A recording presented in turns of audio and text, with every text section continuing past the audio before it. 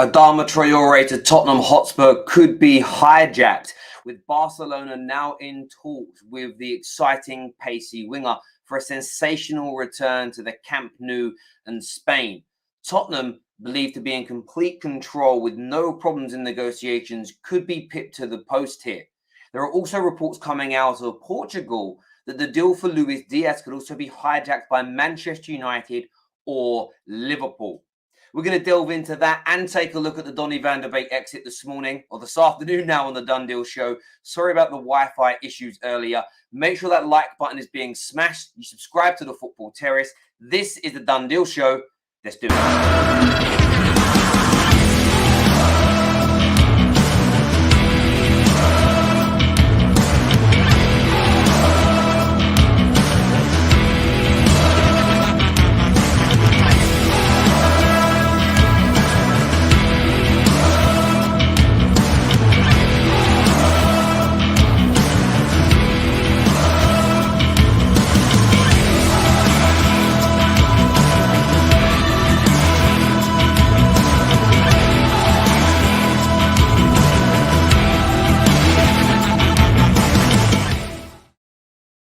Welcome back to the show, people. I hope you are well. What an interesting morning if you are a Tottenham fan.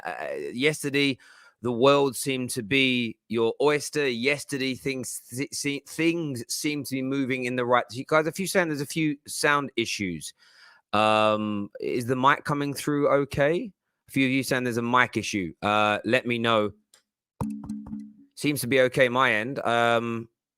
Mike's perfect. Cool. We had a lot of issues today. BT are working on the internet around the corner, so it keeps dropping out. So very sorry about that. But yeah, as I say, an interesting morning for Tottenham Hotspur. No doubt about it whatsoever. Barcelona to hijack Traore, Man United or Liverpool to come in for the Luis Daiz deal. We've got updates for you on Donny Van de Beek leaving Manchester United. Even some talk. We put it to the side in the end, but Arsenal looking at Douglas Luiz of Aston Villa, which we'll delve into later. But Tottenham are the big talking point today. Could they be about to lose two? Could they lose two of their major signings that 24 hours ago seemed an absolute certainty? The first I want to speak about this morning is the Luis Daiz deal. Now, this report comes out of a fairly big publication in Portugal who are suggesting and who are saying that Manchester United and Liverpool have been put on red alert, that Manchester United and Liverpool could sweep in for these deals with the simple fact that Tottenham are currently about £30 million below the buyout clause stroke asking price for the player. We saw a lot of Tottenham fans yesterday speak about, why is my club dilly-dallying? Why is my club dragging its feet? Why are we doing these things that could potentially lead to us losing out on this deal? And I understand the frustration from Tottenham fans. I understand the annoyance from Tottenham fans. However, there is no real credibility to this story, in my opinion. And this is the point of the football territory. We read what's out there. We read what's trending. We read what's going on. And we give you the chance to have your say. But for me, I believe this is a ploy from Porto to push Tottenham to increase the price. And at first I thought, it's a fairly stereotypical attempt at making a team increase their price, increase the money they're willing to offer, etc.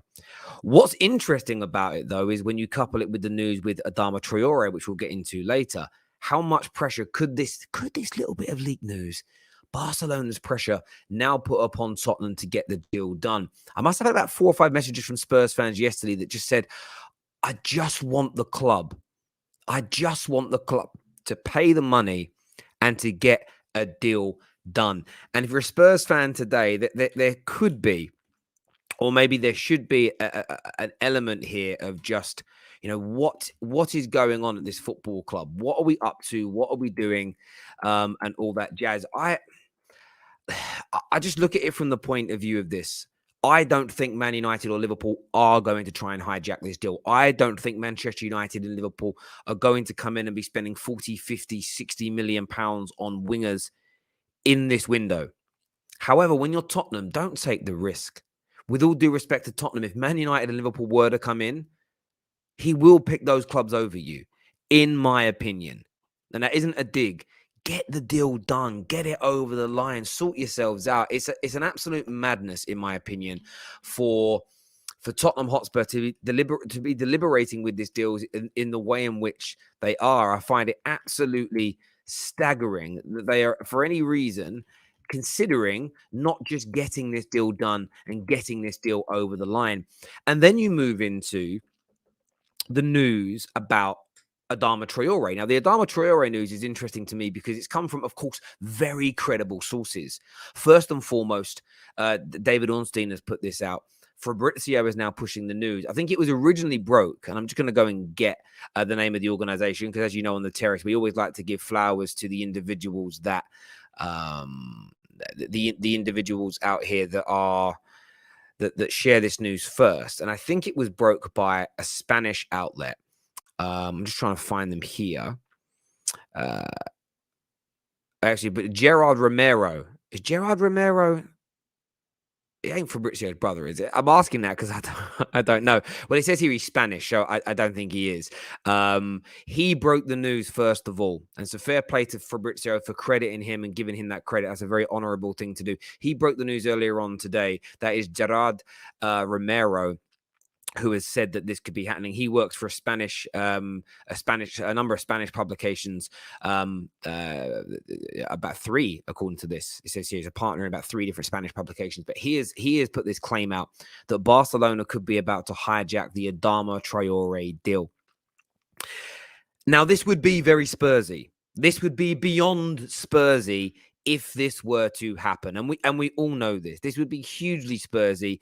It would be an absolute calamity to lose 2 of those targets like that. I can almost imagine right now Igal sitting at home doing this, rubbing his hands together, waiting to have a pop at them.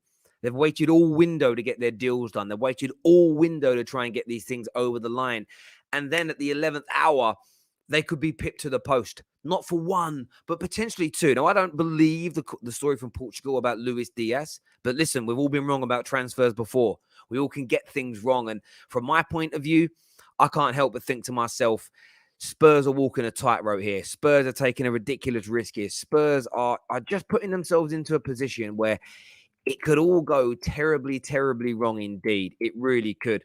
We have a member super chat here. From GB. Thank you, GB, who is celebrating 13 months as a member of the Terrace. He says, reliable Spurs journalist Alexander Gold said yesterday that Luis is prime target, not Traore. Spurs are £5 million off the price. And as I've already said, I don't believe there is a potential hijack for the Diaz deal. I believe that news is very much of the case of. I believe that's very much of the case of Porto trying to get the price up, trying to get things done. And look, Alistair Gold, very reliable when it comes to Tottenham. What we will say though is he's been burnt by I remember chatting to him about in the summer where he got really burnt by the football club over the Conte news. Told it's pretty much done. He went, I'm logging off for the weekend and I'll see you all Monday when it's over the line, and it fell through. It wouldn't be beyond the realms of possibility that Spurs have already got wind before it's been published by the media that Barca were coming in for Traore. So it would make a lot of sense from a Tottenham point of view to get the news out there early that Traore is not a priority, but they have been chasing him hard all January window. I'm not too sure if I believe that line. It wasn't as though he was being lined up to play in an attacking position like Luis Daiz. He was being looked at as a fallback option. So I don't necessarily agree. Alistair Gold's telling us what he's been told. It's completely credible from his point of view, but I'm not buying. You've got to remember, these stories come from the club. When it comes, Alistair Gold at Tottenham, Simon Stone at Man United, Ornstein when it comes to Arsenal, as an example, James Pearce when it comes to Liverpool, they are fed directly by the football clubs, and they will be fed what the club wants you to know. It's then I look at it from this point of view. Those are the journalists I'm more skeptical of in terms of not what they're telling us, but where have they got the information from and what does that information actually mean? And I've got just a few elements of, does that really seem right? But if Alistair Gold has said that, then fair play to him. Let's have a look at some of your comments here. relating to today's show. We have pinned the live comment out there if you want to come on and have your say. Jay here says, I'm not able to see the membership option. Well, look, if you can't see it, it's in the description below. It's if you go into our description, there's ways to follow and support TFT. The first thing is support it by becoming a member. I'll also post that link into the live comment section for you as well if anybody is interested. So thank you. Right. Is anyone talking about the deals today? You guys are all talking about yesterday. Let's talk about the deals. Let's talk about the transfers. Let's keep the energy good, people. Let's keep that energy good. We'll go to some calls in a moment as well. Yashir says Diaz is basically a winger. We're going to send Greenwood to the Bayern Academy to get strong. Yeah, look, I don't necessarily look. Martial's leaving. Ahmad. Look, I don't think Ahmad's got a future at Man United. If I'm being honest, I'm very direct when it comes to players like that. Once you start being loaned out by a football club, when you've been at a club a year and you're barely getting starts and opportunities, the fact Alanga was getting chances and he isn't, I just don't think Ahmad is that for Man United. So you've got Ahmad that could be moved on or he's out the picture. You've got Martial that's gone. You've got Cavani that's leaving at the end of the season. Man United are potentially going to need reinforcements in the attacking areas as well. I want to see Mason Greenwood move more central. So United being linked to wingers and inside forwards shouldn't come as a surprise to anybody, whether it be this window or the next. And I get you're saying it was a joke, but on a real level, United are going to start to be linked to those types of players pretty damn soon. In my opinion, I think that will definitely happen. Terry, we Spurs fans all know where this is leading. Yet another Levy false promise. Fans need to realize this finally. If we fail Conte, the owners will have to sell the club. Simple as that. Look, I look at it very much from the point of view of Spurs fans know they're being spun a line here, and again, I mean this with respect to Alistair Gold. He can only tell you what he's being told. So it's not about him. It's about fans having their own brains. To say that Traore was never a target is what it is. We had Dean Jones tell us the other day that Arthur Melo is not fully convinced about joining Arsenal. Within a day of that news coming out, suddenly it's, oh, no, the player's convinced. It's just Arsenal are not convinced. Arsenal are not convinced on the player. It's a great way of spinning it, but the outcome's the same. You often see this now when a story comes out which is damning for a club. A T1 is then suddenly given information by the club that has the same end result, but a different spin on why. And this is where I say to fans, wake up a little bit and smell the coffee. But great comment there, my friend. Hi, Terry. What faith do you have in Spurs having a decent window, scraping any positivity here? Look, I think you've got a great chance of landing Luis Diaz. I think you've got a great chance of Amrabat. They are excellent signings. Traore was one that for me was in the bag.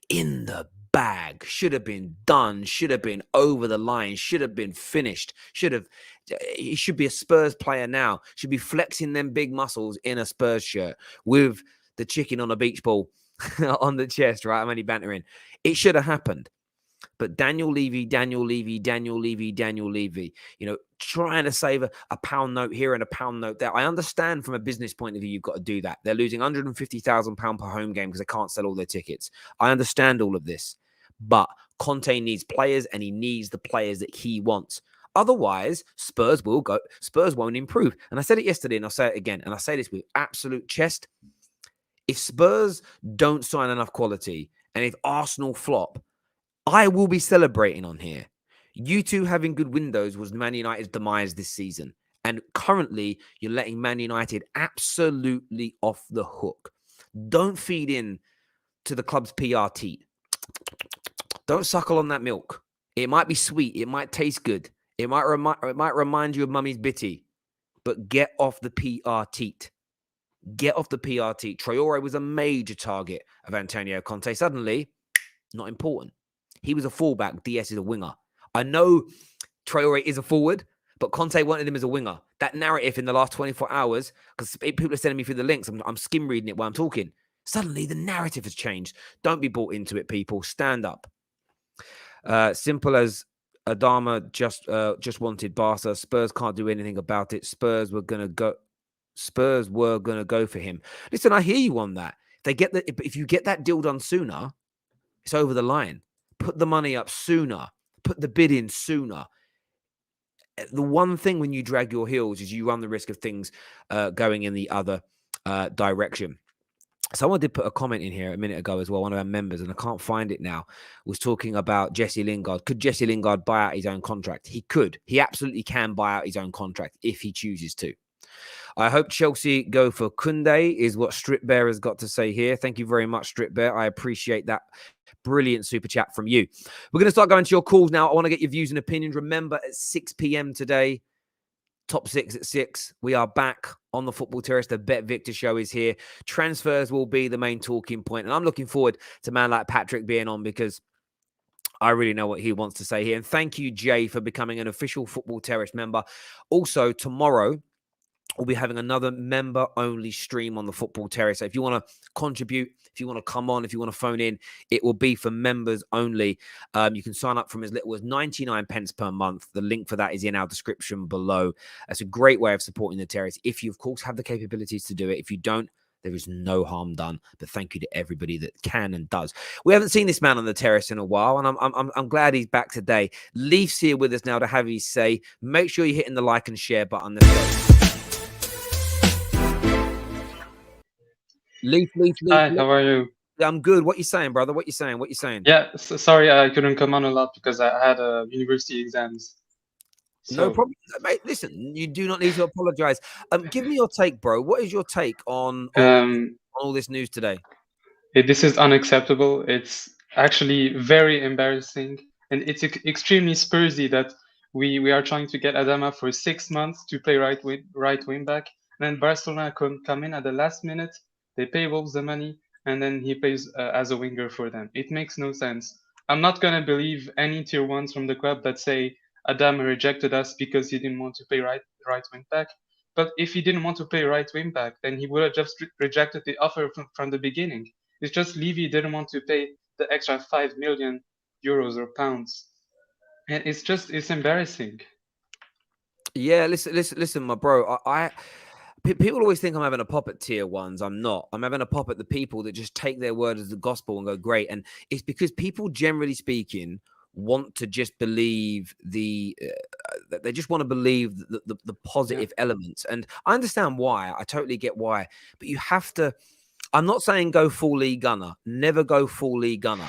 However, there is an element of, is that really right? The point I'm making is this. If Traore was never really a priority, when every journalist and his dog was saying he's a priority for 3 weeks, why didn't the club come out then and tell Alistair Gold, no, he isn't? Exactly.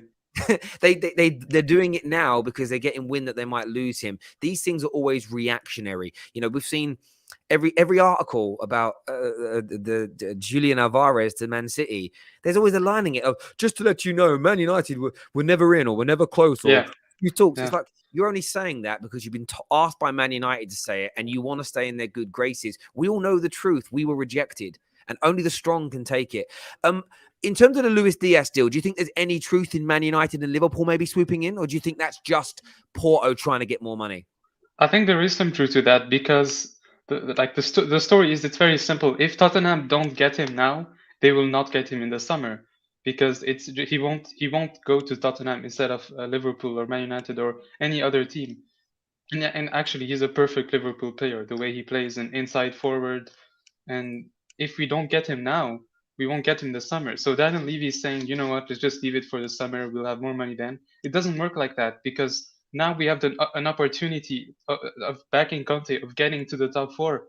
If we win our games in hand, we're actually above Chelsea, we're above United, we're above all these teams, but we need to win those games. And to do that, you need to get the players in. And by the way, I think Conte will walk either this transfer window or during the summer because he's not getting the players he wants. Yeah. No, listen, it's going to be very, very interesting indeed to see like what happens, how this goes, what comes out, etc. So, yeah, very, very intriguing indeed. Leaf, top man for phoning in and having your say. I really appreciate that, bro. Thank you. I want to say a big thank you to Shane O'Hare that has signed up as a legend and superfan member of the Football Terrace today. Thank you. And I'm a little disappointed and annoyed that the stream didn't go through earlier. I don't know. So far, fingers crossed, the Wi-Fi is maintained, but I literally pressed go and the orange light came on and it was taking forever. So very sorry about that. Next on the show today, actually, I want to speak about the Donny situation. That is in the title. I often forget our third part. Donny Van de Beek. So very, very credible reports being shared today about Donny and the fact that he is obviously looking at this exit away. Now, reporters come out from, and I just want to make sure I get the guy's name right because I always butcher his name. Sammy, I know is his first name. You've got Sammy Mukbel, sorry, from the Daily Mail has come out and said that Crystal Palace have accelerated their attempt to sign Donny Van de Beek on loan.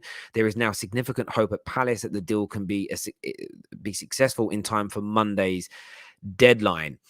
What's really intriguing about that for me is it's more like Donny going out on loan is a good thing. It's going to be there's going to be no obligation to buy, so United can have him back. The same as Anthony Martial. Man United could actually be using him next year. There could be this element of them both going away, doing really well, coming back and playing. That's a long shot, though. It doesn't happen that often, to be absolutely blunt. It really, really doesn't happen very often where a player leaves, does well on loan, and then he gets to come back. Like these things are a rarity. So from my point of view, I very much look at it from the angle of this is the beginning of the end of them at Manchester United. I'm very intrigued as a Red as to see what we then do in response. Who comes in? You can't lose Martial and Donny from your squad and then replace them with nobody. That for me would be an atrocity, an absolute atrocity. So that deal is moving further forward. Donny Van de Beek certainly deserves his move away. He certainly deserves his move away. There's no doubt about it. But we'll see what happens in relation to that. Next on the show, we're going to bring on Mo's here with us. What you saying, Mo? How's it going, Terry? Yeah, just a quick one. With the deal with the Diaz deal. Hopefully, we can get any deal done at the moment. Just anything. With whoever CDM it is. My understanding with the Donny Van de Beek deal, and these are just rumors on Twitter, is that I think they should give him on loan to Crystal Palace, let the boy play for a little bit, let him just play. I just want to see him play football, and it'll be a good move in the Premier League as well, because that way he stays in the Premier League. My understanding is if Ten Hag comes in, then obviously he's worked with Donny, and that could be, if we get CDM, like Indiana was saying, that you need like a seed. We need a CDM, but I think if Ten Hag comes in, then obviously he could play Donny because they've worked with Ajax and whatnot. Do I see Donny Van de Beek coming back? I don't see it, Terry. It's never happened. Like you said, I've never seen in football where you've given someone on loan, they've done really well, and they've come back again with Martial and Van de Beek. Sometimes Terry, in life and in football, it's like any job. Once your mind is made up with, I want to go, Terry, they want to go. I don't think they want to come back to Man United again. I don't think Martial wants to come back. I don't think Donny wants to come back. It's just they've been Martial has been there for 6-7 years now. I think he just wants a fresh start. I think Donny's been on the bench for like nearly 2 years now. I don't think he wants to go back to that situation again where if a new manager comes in, he's probably thinking, look, when Ralph Rangnick came in, we thought, he's going to unleash Donny. Yeah, we're going to see Donny. We haven't seen it. I don't see Donny coming back to United. Mate, listen, I hear you, and I think you're speaking absolute sense there. I'm one of these people. Generally, when a young player gets loaned out more than once, they don't have a big career at the club. There are always people will always find a case in point where that isn't true, but there are exceptions that disprove the rule. It's a simple. I can only Harry Kane did it where he went on a number of loans and it came back to be. And I'm talking about when you look at the potential of Donny. But how was Harry Kane, Terry? He was a kid, but irrespective of that, if you actually look, and when I talk about making it at a club, I'm talking about being one of the main 11, 12, 13 players that's used regularly. Yes. Very few players that are loaned out once, twice, and especially multiple times, ever come back and really make it at a football club. And I actually want you guys to put in the comment section for me, who are the loanees that have gone out for one or more loans who have then made it back at their parent club. And it'll be interesting to see how many we can name from the same club. And when I say this, it has to be somebody who has made it. And they have, for a 3, 4, 5 year period, have been a stalwart in the starting lineup of that team. Can I Harry add Kane one is thing? one. Harry Kane is one. I want to know from you all who else has done that as an example. Let's do it. Yeah, go on, mate. Go on. I think with the Donny Van de Beek situation, it's been. I think there's something going on there. Maybe I don't know if it's we don't get to see the training sessions, yeah. So maybe he's doing something training that they don't like. But under Ole Gunnar Solskjaer, he never got a chance. Even under Ralf Rangnick, Terry, it's the same thing. Maybe they're seeing something where I can't play him, or he's not good enough, or he's not good for my system. Maybe they just seen that, and maybe it's just not good enough for United. It could be that simple. Maybe. But people say, well, we haven't seen him play for us to judge him. But maybe the managers are seeing something in training. We will never know. Honestly, we will never know the situation, what happened. Maybe in a year, when you go somewhere and he does an interview, maybe he could probably spill the beans. But at this present time, maybe just not good enough. I don't know.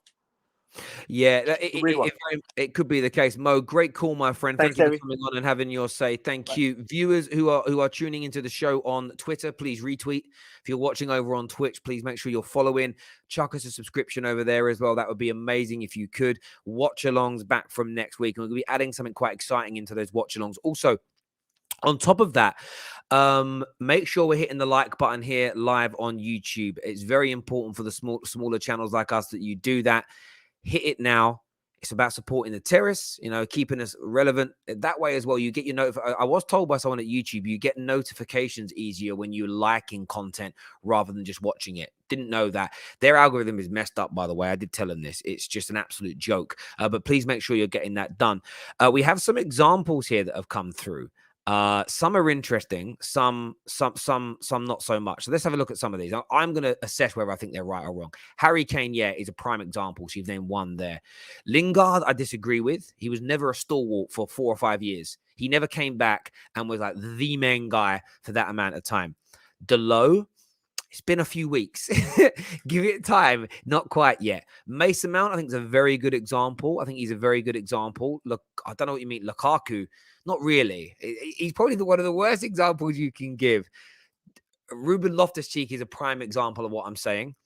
Christensen's a really good shout. Chelsea got a lot of these, Chalobah too early. Sarr too early. Victor Moses, no, not just yet. So none of them, I would say, there's a couple of good examples in there. But someone says you're a big channel. Yeah, but we're not a corporate channel. So I'm saying corporate channels are different. It's something we were talking to YouTube about this the other day. And like when we go live after a game, we can see live the impressions that our video gets with people. As soon as Sky and BT start uploading their content, the impression levels diminish by about 70%. They stop showing your content to people that are browsing YouTube. That happens to everybody. Literally, if you're AFTV, the football, whatever, you get these corporate companies get pushed in front of you. So, and there's not much you can do about it because these corporate companies spend millions and millions of pounds a year advertising with YouTube. So what we need from the viewers, and this is to all channels like mine, whether they've got as many subs as me, more subs than me, whatever, it's irrelevant. Hitting that like button and everything else is absolutely key. I think the like button is because they've turned the like button into this weird tool of, it used to be, do I like the content or not? But it never used to impact the impressions and who gets the content shared with. It does now. And of course, when you get to watch highlights of a football match, you like it because you're actually getting to see something you want. But the like button is the indicator to show you more from those people, not because you like the content as much, but it's more to do with. So we have a lot of people that might not like a show that we do because they didn't like the opinion, but they want to watch more of the show.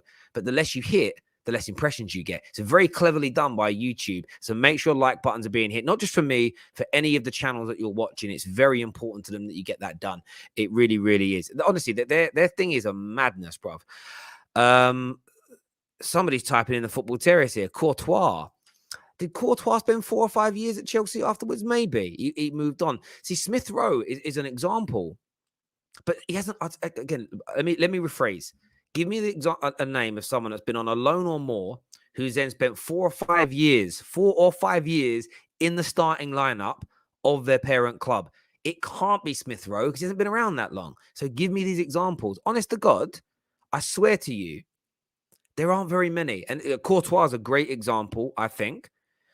Beckham's a great example of it. Absolutely. Let's make it even harder now. Find me someone that's been on 2 loans or more. Like Tammy Abraham sold. He doesn't count. He didn't do it. Daniel Sturridge. I wouldn't put Daniel Sturridge in that category. How many years did he actually spend? I'm going to go and check now. Daniel Sturridge. And by the way, compute the names you're giving me versus how many players are loaned out each year. That's the point. If you look at him at Chelsea, see, he don't count, right? See, he's a prime example. Loaned out a few times, loaned out twice only times he get loaned out by Chelsea. He didn't. So he was at Man City. No, he doesn't even count. He wasn't even loaned out by Chelsea. No, he went on one. No, he went on a loan at Liverpool, but that was it. So yeah, he doesn't count at all. He wasn't loaned out at Chelsea. He just didn't play. Tammy Abraham, not a good example. Reece James too early as an example. Pogba, I see what you're doing there, my friend. That's pretty good. That is pretty good. Again, let me repeat who's this? Who do you think, boy? How you doing, mate? Yeah, I was a Kurt Torch out from the account. But I heard you say Ahmad won't make it, and it just made me want to cry inside. Yeah, mate, it's just look, he could, but it's a case of he isn't getting any game time or opportunities. It's just I just feel like I've got a gut feeling he's done at Man United already. No, I get that feeling. I get why it's there. I don't know. A part of me feels like the club are just legit waiting for some whatever reason. They're just waiting to see if he will bulk up, and that's why they want him out on loan, just to see how it develops. Because the boy has not played a whole season of men's football in his life. Like, that's just a fact. Like, he's had a couple of appearances for United and Atalanta, but not a whole season. So I feel like if United send him out on loan for a whole season, we'll get to see how he develops in the men's game, and then we'll know for sure if he is or not. If he is or isn't good enough or strong enough or whatever to make it at United. But I get where you're coming from. I feel the same with like Ethan Laird, the Mengies, even Hannibal. Hannibal is getting a lot of praise right now for Tunisia, and Ragnick loves him, blah, blah, blah, blah. But until we see him in the first team regularly, we always got to assume that it's just not going to work. Yeah, no, I hear you on that. I look at it from that point of view. Like, Elanga's getting a lot of praise from Ragnick. Hannibal, a lot of praise. Like, Ahmad's getting nothing. And that's not a dig at Ahmad. I just think, it's funny as well, because a lot of people are like, oh, it's 37 million. No, we haven't paid 37 million. I think we've paid about £7 million so far. If we sell him now, and most of the rest of that deal was add-ons, and he ain't going to achieve that if we sell him on. So I think it was worth the go. But for me, the AG is, if he was this special talent we believed, in the last 12 months, he'd have played more games. Even, he just would have been there. If he was as special as we were led to believe he was by the reports, he'd be playing football, mate. No, I don't necessarily think that, because you can have special talent, but if it's not recognized by the club that you're in, then doesn't make you any less of a special talent. It's just like someone's failed you in that sense. Like, Ahmad was bought, but they clearly didn't know how they was going to develop him and use him, because he would have had a path by now. I don't think he was bought for the first team straight away. The kid's 19. Not many 19-year-olds just get a transfer and just break into the first team like that. It takes time anyway. He's tiny and light. So with in terms of if he was so special, he'd be playing.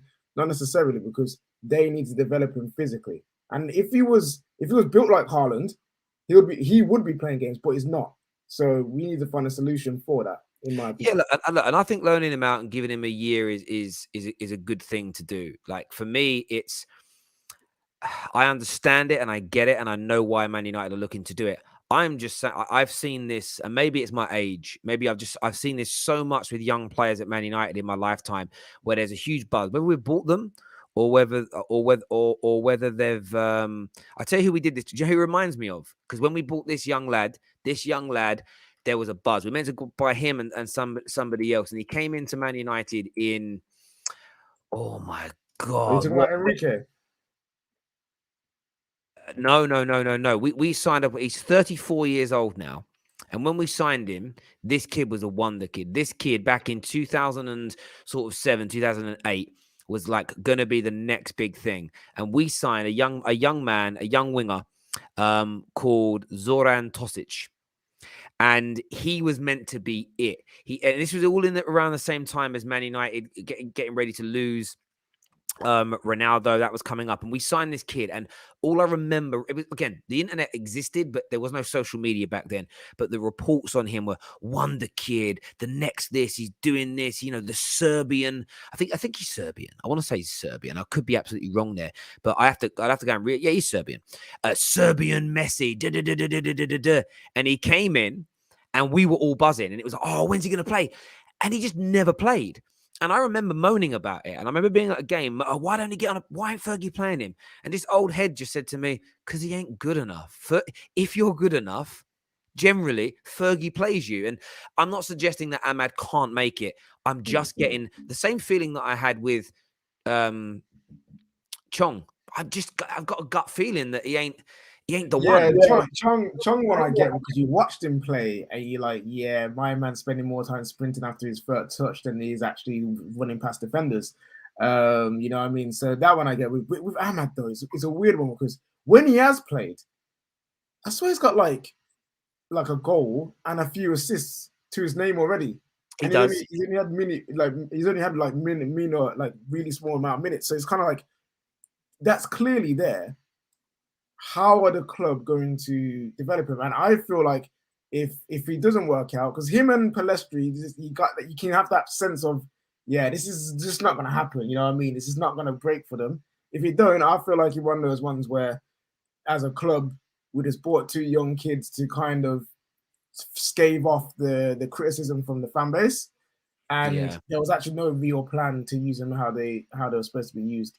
And I agree. Like, and I'm not having a pop at the kid. I'm not having a pop at him. It's just a gut feeling. Again, I'm seeing all these loan option things come through, and most of the names that I'm seeing, it's just like, yeah, but they ain't done it. Do you know what I mean? It's they are few and far between. And if he gets a second loan deal after this loan deal, it's even like the more loan deals you have, even bigger chance of a player not kind of making it. And a lot of people look at Delo and go, he went away, he's come back, and he's in favour. I still think the club are going to look to upgrade that position altogether. And that's not a dig at Delo. That's just the feeling that I get. We're going to take some more calls this morning as well. There's lots going on. Ads is with us. Ads is a Liverpool fan. What you saying, mate? Yeah, I've got to go as well. So I'll catch you later. All right, bro. Take care, mate.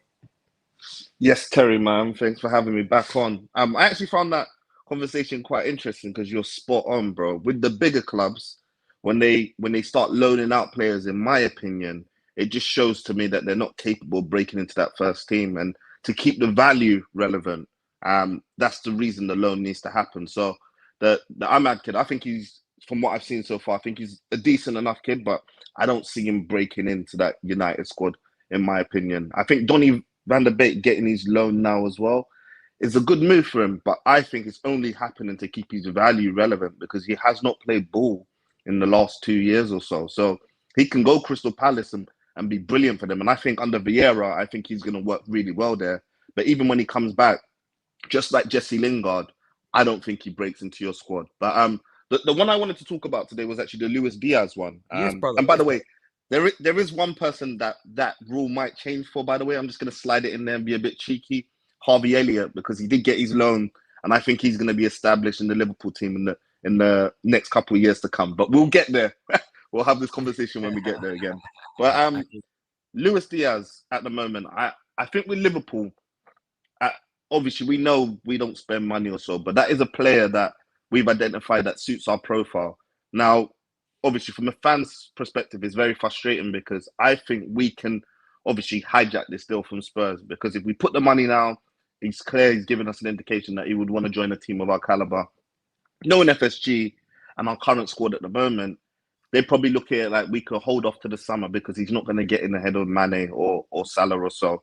Spurs now, I'm thinking Daniel Levy is fucking about way too much for them. You know, you sold Conte. By the way, people forget, in the summer, Conte rejected them because they were not matching his ambitions. They've gone back and did a U-turn and promised him the world. There's no reason why Conte signs that contract to join them unless they're going to deliver what they promised, which is obviously a big transfer window. Now, we know Levy loves leaving things towards the last moment. That's how he does his business. But dilly-dallying about with the Traore deal now that Barcelona's involved, it's a big mistake. Just pay the money. Pay the money, get the player in, pay the money for Luis Diaz, get the player in. When you start playing about or penny pinching, you allow other teams to come into the conversation, and you can't compete with other teams. Like Traore said, the moment Barcelona was mentioned, I'm not surprised. I think he came from the academy, if I'm correct, or part of the academy, if I'm correct. Yeah. The fact that Barcelona is interested in there will obviously turn his head. This should not be a conversation because they've been in negotiations for more than 2 to 3 weeks. It should have been a deal that was done and settled.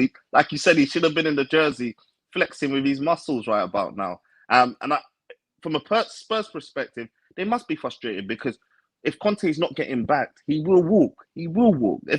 Even if he doesn't walk in this winter period, by the end of the season, because he's not been back, he'll probably end up walking. And that fourth space is up for grabs, 100%. Mate, listen, I completely agree. And as soon as I've been reading the point. As soon as someone said to me that Alistair Gold said that actually Diaz has always been the priority and not Traore, that's a red flag to me. And again, people go to the low-hanging fruit. Are you saying Gold's not credible? No, I believe Gold is telling us exactly what the club is saying.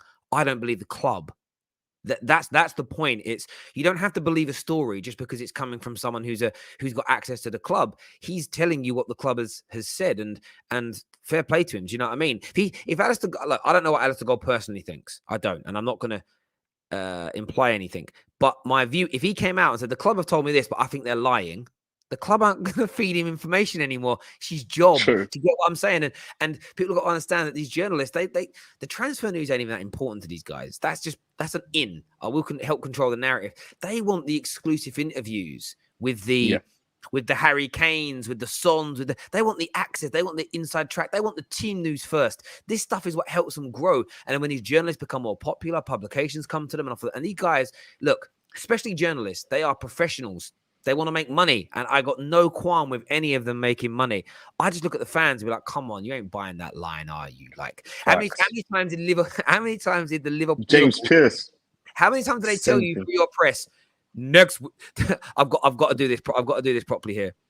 God, the next window is gonna be the big window. That's what it was. The sale will be on in the summer, ladies and gentlemen. Right now, we're going to take our time. The sale will be on. Thank you. That's them every single window. It's like this big announcement over at Tannoy. Do you know what I mean? The sale will start next time. Fuck off. Liverpool fans aren't stupid. They know they're being lied to. But people do it. As I keep saying, they keep sucking on mummy's bitty. They don't want to leave the breast, brother. They don't want to leave the breast. I do think with Liverpool, and I agree, because we've got, what's his name? James Pearce. He's another one as well. The Liverpool guy. Like, anything he reports, we know is coming directly from Liverpool. So they would never spin a narrative that goes against Liverpool because they work hand in hand. And I get it. That's the business model.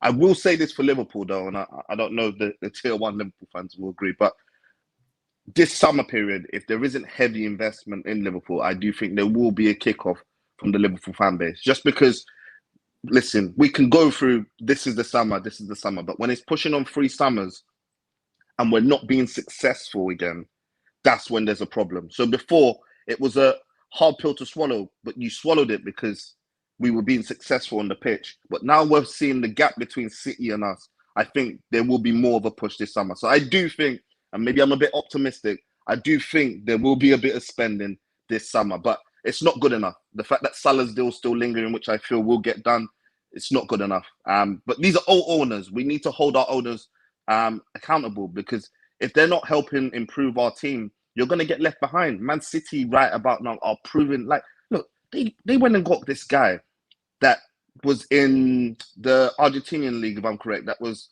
killing it over there. And I know Man U was linked with him as well. But one thing City did was they got it off the line, didn't wait to the summer period, and now he's coming in the summer. And I believe that's a player that's going to come in under Pep's system, and he's probably going to be successful as well. But what City did was they got the job done early. That's the mentality these other teams need to aspire to if they want to be successful, in my opinion. But yeah, brother, I hear you, and people often wonder why I talk about the PR stuff, because I do think it lets the clubs off the hook. It lets the clubs off the hook. Yeah, like I had a gooner say to me last night, "Oh, I get what you're saying, Terry. I understand where you're coming from. I get all of that. However, However, we don't want to buy any mediocre players this window. We're going to wait until the summer. I'm like, but what's going to change between now and the summer? You know, you've got your number one and number two targets for your strikers were clearly Martinez and Vlahovic, because they're the players you went for first, right? Don't try and get if Dominic Calvert-Lewin was your number one target, you wouldn't have bid for either of those two. So you now need to go to who was next third on your list. Two or three of the players they could get this month. If Calvert-Lewin is someone they want, forget. Like, I get some fans don't want to fight for Calvert-Lewin because they don't personally want him, but just put your own bias aside. If he's on the club's list, he's gettable this month for the right money. Go and do it. I just see fans letting their clubs off the hook, and I know why they do it, because they especially don't want a jumped up, middle-aged, bald cockney prick like me damning their club. They hate it. I've had this feedback. I've got a few friends that are in some fairly prominent Arsenal group chats, and they send me screenshots about what people say about me. And what I get from it is, the one guy said, I can't believe we allow a Man United fan to talk about our club. That's what they said, right? and by the way, the guy that said this is very well known. And I'm laughing and thinking to myself, so you're more got an issue with what I say about your club than the bullshit your own club feeds you. That for me is a madness. And maybe it's the way I look at love. I love my club to a point where I'd metaphorically speaking, I'd burn it to the ground to rebuild it in a better image than it is in now. Like, I'm all about the Phoenix, bruv. Like, get rid of it and rebuild it if it's going to make it better. Do you get what I mean? I just feel like, I feel like Arsenal and Man United, there are improvements here and there, but I sometimes look at it and it's like, we know we're just on a rat-infested sinking ship. That's how it feels. And I'm sick and tired of, I got sick and tired of defending my club blindly. And I would do that. Oh yeah, but this could happen. And maybe this. I got no faith anymore. I'll praise things when they're good, but my overall mood ain't going to change. Listen, great call, my friend. I'll speak to you again soon. Cheers, man. Thank you. Great call. Next on the show, Pav is here. What you saying, brother? How you doing, man? This window is becoming hilarious, man. None of the big clubs have actually brought no one in, barring obviously Man City's transfer goes in. It's kind of like expected with Chelsea and Liverpool, because Liverpool's owners are probably looking at it like, we've secured top four, we might not win the title, but our squad's good enough to win either the FA Cup or the Champions League, because they are, and probably the same for Chelsea as well. And then I wasn't expecting anything from United. I said to you last week, this whole Lingard thing, why are we selling to Newcastle to help them stay up? And obviously some people are like, now we need the money. Do you think Man United really needs 6 million? I don't think so. We're one of the richest clubs, apparently. Why would they need 6 mil? And if you're going to sell them to Newcastle, rinse the hell out of them. Like, their fans, since they've been taken over, all these videos are, we're the richest club in the world, blah, blah, blah. Well, every club's going to rinse you now. So, like, you've tried to buy Sevilla's centre-back, and they've said no. If you want their centre-back, they're going to rinse you as well. And Arsenal as well. Like, I think Arsenal owners and their board have been lying to their fans so bad this window. You kind of feel sorry for them. But it's hilarious, the whole Vlahovic thing. Yeah, that's funny as well. But yeah, I mean, Donny Van de Beek. So go on, mate. Go on, speak Donny Van de Beek. Go on, mate. Yeah, on the Donny Van de Beek. Like, honestly, I feel so sorry for this guy, because he come in and we were all buzzing. I remember you doing the videos when he come in, we're all talking about what he was going to bring, and he never got a chance. And this season coming, obviously he was lied to again by Ollie, whoever else was involved, that he was going to get game time. He barely got any game time under Ollie. Ralph Ragnick's come in, and we all were expecting him to start games. He's barely had minutes. The club ain't letting him. I'm hoping they let him go. If they don't, that's just stupid. Like, you're literally keeping someone, destroying the guy's career. You've already destroyed his international career. He needs to be playing, and I don't think he'll be coming back to us in the summer. I think in the summer he'll be gone. I know Barcelona wanted him for Ronald Koeman, but he's gone. Whether they might come back in from, I don't know. But he deserves to be playing Champions League football as well. It's kind of sad seeing this guy just sitting on the bench, and it's not like the fans are behind him. We're always behind him. It's just like the way we treat some of the players at our club is stupid. Like we've talked about it many times. Even Amad Diallo, we're supposedly supposed to be paid £40 million for this guy in total, and we're not even sending him out on loan. Like he's fully fit. He had that injury, so why is he still here? The only club that come in for him was Derby County, and they wanted us to pay for all his wages because they're broke, which is like obviously understandable what they're going through. But why aren't we sending him out to like the Dutch league or even to like the Swiss league or something? Like I kind we're of wasting talent at our club. I do get that. We are and we're not. Like, and I mean this in the sense of this is where I will be balanced with things. I see the potential in these players. At the same time, I trust Ralph Rangnick. So although I said in the last call I have no faith in my club moving forward, that isn't that I don't have faith in Ralph. I don't have faith in the club to listen to Ralph long enough for us to turn back into a very good team. So there are two different things. But Ralph Rangnick's ability, not just spot, and it isn't always about spotting talent. It's what talent's going to work in this team, in a certain system, in this particular league. It's very different from recognizing someone's natural footballing ability.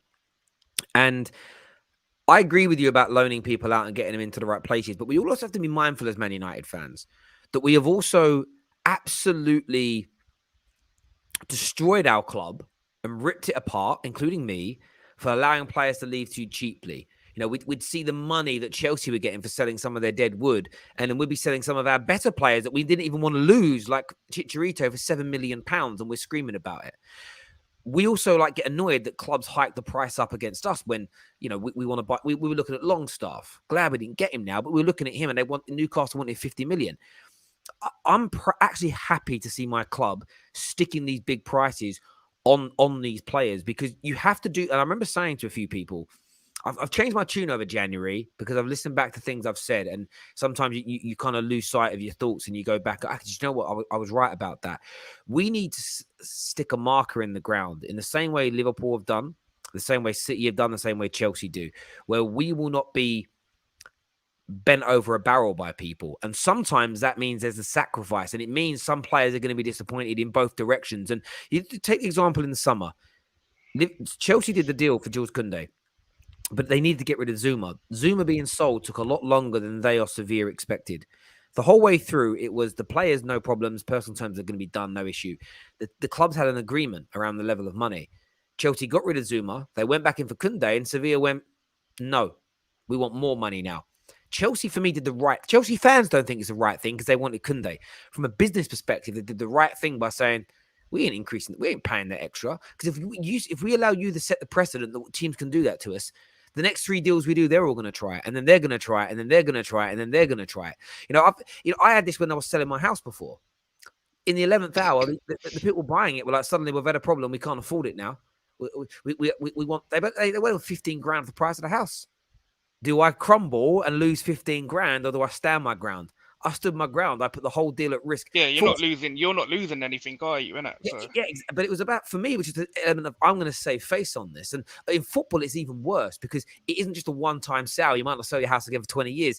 You're buying and selling on average, 6 to 8 times a year? You have to be strong in these circumstances. And I see a lot of people attacking Man United. Listen, those players didn't need to sign new deals at the club. Those players, it's on them. You've committed. No one felt sympathetic for Harry Kane in the summer for having to stay at Tottenham. You signed the deal. Suddenly, we're all sympathetic for Jesse Lingard and for Anthony Martial because Man United want the right money for them.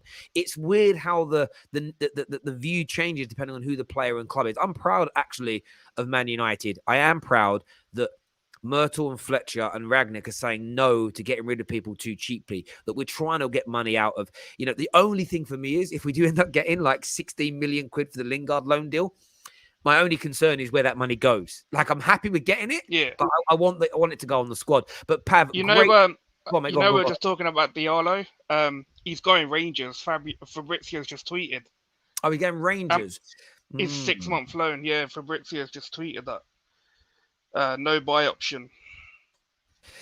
Yeah, I mean, none of our deals have got buy options in them, and I think that's an interesting one, which tells me all these loans even though I've got a gut feeling none of these players are coming back to play for us, there's an element here where Rangnick is essentially saying, go on loan, show us what you can do week in, week out, and we'll make a decision on you next year. If there was an obligation to buy, then United don't have the option to maintain them. So for me, look, I think that's a good piece of business for everybody involved. Yeah, I'm just seeing Fabrizio's tweet here. I've just retweeted it. Yeah, it says we'll join Rangers on a straight loan from United. Agreement reached on 6 months loan with no buy option included. So all the deals are very similar for Manchester United. My only reaction to this now is, who do we look to then bring in? There has to be some of this squad. I know none of these guys are playing. We never go this long into a window with a few days left and bring in anyone. I think the last one was Cavani. We've got 4.5 days, and with all the midfielders we've been linked with, nothing's really progressed. Especially when they're like really that cheap. Zakaria, the French guys, Kamara, none of them, nothing's really progressing. So I don't know. I think they just want to keep their money for the summer, but Maybe. I'm not keeping my hopes up. Maybe, mate. Maybe. Listen, I really appreciate you coming on, Pav, and having your say. Thank you very much, my friend. Thank you. Next on the show, we've got Bash is here with. What are you saying, Bash? How you doing, Terry? How are you? I'm very well, my friend. What are you here to speak about? Yeah, Terry, I wanna speak about something. I agree with you with the. I'm not a Manchester United fan, but I agree with you with the Manchester owners. But to be honest with you, when Rangnick came to Manchester United, I was shocked, because for me, an elite team like Manchester United, one of the biggest team in the world, to build a title-winning team, you have to get an elite manager. Now, people, Manchester United fans saying, "Oh, we need the midfield, we need this guy, we need that guy." I mean, even if you get Luis Daiz, let's say if you get Den Haag, right? And what if Den Haag tell you, "Listen, I don't want this guy. I don't care if he's good, he's not good. It doesn't work with my system." My problem is that Juventus did it. I mean, Juventus went to downwards. They said, "Okay, let's rebuild. Pirlo, bye-bye. Get me an elite manager, Allegri. Come Allegri." And he's doing an amazing job. I hate Juventus, but he's doing an amazing job. Now they are rebuilding, and we are fearful from Juventus right now, because they get it. They got Vlahovic. Because to build a team, you need an elite manager. Now, when you get Rangnick, he's a manager / sporting director. It's shocking for me, because what it tells me that the manager, the owners, they don't know where they're going. I don't know what you're saying about that, Terry, because even with Martial and Donny, right, you are loaning them without a buying option. I heard Fabrizio Mano and also you said, we're doing that because we don't know if we're going to keep them or not, because it depends on the manager. Yeah. Of course. But that's a sensible thing to do, isn't it? So that's a sensible thing to do. Yes, it is. But imagine yourself as a Donny Van de Beek when you have a World Cup at the end of the year. Imagine yourself a Martial. That means you're telling me we don't need you now, so go away. And once you come back, depends on the manager.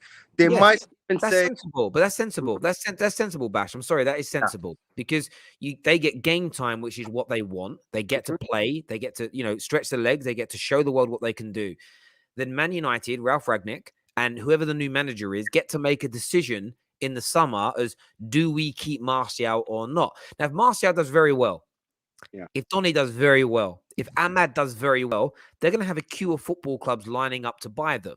So it serves everybody's purpose to do it with a non-obligation or option to buy, because it keeps things open. If Ahmad goes to Scotland and he grows and he kills it and he shuts my mouth and is brilliant, then he can come back in and we might go, right, let's give him some game time at Man United. If Donny goes to Palace and flops, say he goes to Palace and he barely plays, then it's actually a bad deal for Man United, because it's like, we've now got to try and find a club for him. A Premier League club won't buy him. If he flops at Palace, a Premier League club is not buying Donny Van de Beek. No, but let me just finish, and it'll be a club abroad. With Martial, again, if he goes away and does really well, in the summer, you might get a bigger club than Sevilla coming for him. Sevilla might want to buy him. Man United might decide we want to keep him. Having a non-obligation to buy on these loans, it suits everybody's purposes. If we made a decision now, imagine now we sell all these 3 players, or we do a loan with an obligation to buy, and then Ten Hag comes in and he's like, I wanted all 3 of them, and we've got rid of them. This happened at Man United. Jose Mourinho was frustrated that Danny Welbeck and Javier Hernandez had left because he felt they would have been imperative for the way his team were going to play, especially his impact players. So Man United have done this in the past where they've allowed one manager to sell players and the next guy coming in was frustrated that it happened. Now, however, there was a year difference between those two managers coming in, so you couldn't really help it. In this circumstance, you don't want to repeat history by allowing players to leave that the next manager wants to work with. It's about keeping our powder dry, my friend. I hear your point. Yeah, this is very sensible. One last thing, Terry. I agree with you 100% in sense of that you want to see them getting minutes. You want to see them if they're gonna go do good or not. But you have to agree with me that it's always an if. Let's say Manchester City, they have Pep Guardiola. Come Pep Guardiola, he brings the players. If they don't work, he don't even see that they don't work or not. He just sell them. I mean, that's what I'm saying. That I agree with you 100%, but it's always an if. What if he does good? What if he comes back? What if the next manager? I don't think it's the right approach for Manchester United, to be honest. I agree with you 100%. But to be a title-winning team, which Manchester United has to do, you have to bring an elite manager and say, okay. We do. But the elite manager, but the point is the elite manager isn't here yet. If Ten Hag was already here and Ten Hag would know whether he wants those players or not, so the deal would be different. But if Pep wasn't the Man City manager now, he was coming in the summer maybe, and they had 2 or 3 highly talented players that weren't delivering. City wouldn't just sell them; they'd wait for Pep. So no, I agree with you. There we go. Listen, my bro, Bash, top man for coming on and having your say. Thank you very much indeed. Everybody that's tuned into the terrace this morning, thank you very much. We're back for the Bet Victor Top 6 show at 6. Top 6 at 6. Make sure you are tuning in. You can go across to the homepage now on YouTube. Set your bookmarks, set your reminders. Hit the like button over there right about now. Until next time, take care. Oh, actually, sorry. I missed something here. I missed some stuff. I'm very, very sorry. I'm going to go to this now. We had some super chats that came through that I wanted to go through. Terry, how much to get the bin dippers off the chat? Listen, we're not going to remove certain fan bases for love nor money, but thank you very much indeed. Rashford, Greenwood, McFred out, please. Good show, bro. Thank you very much. Harrison Lang here said, Terry, bro, I can't believe any fan is questioning Ralph Rangnick's ability to spot potential as an absolute joke. Yeah, listen, that's why I trust Ralph. Ralph's ability to spot talent is absolutely sensational. So yeah, I back it 110%. Twisted Bubba here with a legend and super fan super chat. Says, Terry, how can United judge a player's progress when on loan? Different manager, players, and system used. Make it make sense to me. Well, it's hard to do when we don't have a fixed style at the club already. I've said that many times. But we can assess how well they do. We can assess their performances. And then what you do is you look at it and go, right, he was doing that in this system. Are we playing something similar? If yes, then maybe it can work. So we have to wait and see what happens. But it's a really good challenge and point being made there by yourself. This here says, by the way, did you see the reports that Spurs are losing the most revenue on average on match days? Yes. I mean, they're losing revenue, but are they? Not selling the tickets isn't losing. It means you're not getting full potential. They're not actually physically losing the money. They've just not been able to sell out the stadium. So I hear you. I wouldn't say it's losing money. I would say they're just not. If they sold those extra tickets, would they need more staff? Would they need more food, drink, stewards, police? That's the only way they're losing money.